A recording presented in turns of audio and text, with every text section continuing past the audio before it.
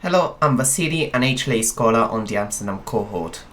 During my scholarship year, I have conceptualized a project to adopt virtual simulation in medical education with the objectives of providing virtual clinical placement and experiences and enhancing professional development.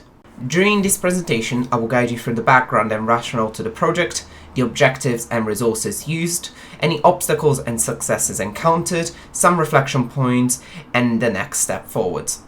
After the initial research, I realized that there was a gap in the market for truly interactive virtual simulation in medical education. Therefore, we set out to develop a project based on two components: virtually simulated scenarios and interactive webinars.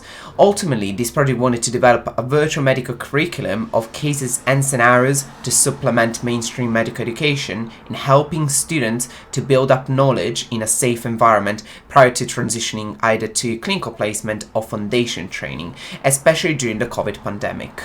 The scenarios were based on pre-agreed learning outcomes as part of the curriculum of this project. Firstly, the scenarios would introduce an acute presentation with a predetermined set of questions and outcomes to meet, and then subsequently, the webinars would allow for further interactive discussion, clinical reasoning, and role-play interaction in smaller groups. I intended to use Zoom in order to deliver the interactive webinars with the support of other colleagues, and these would have been advertised via Medics Academy and other social platforms. Attendees would have had the opportunity to interact with the scenario itself, review investigation, choose treatment, ask questions, and then reflect on their performance.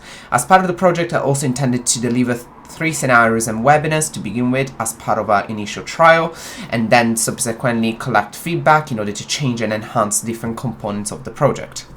However, I was not able to deliver this project during my scholarship year due to the impact of COVID on access of the required resources, delaying my timeline twice, once in December, then again in March, and due to personal reasons.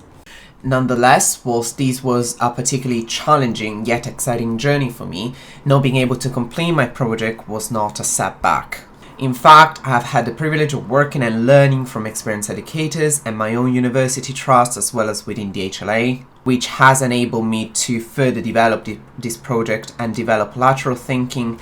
And I've also begun to acknowledge my own limits, recognizing when I trained my personal resources and understanding when and how I should be seeking support.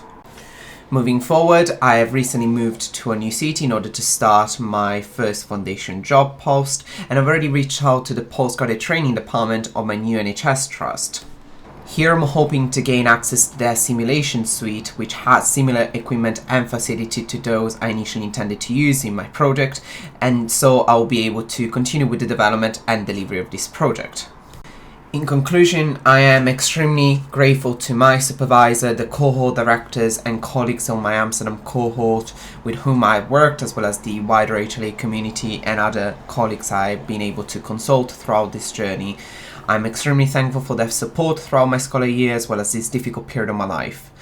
As previously mentioned, I do not see these as a setback, but actually as an invaluable experience for personal and professional growth, and I hope to be able to continue with the development of my project during my postgraduate training. Thank you very much.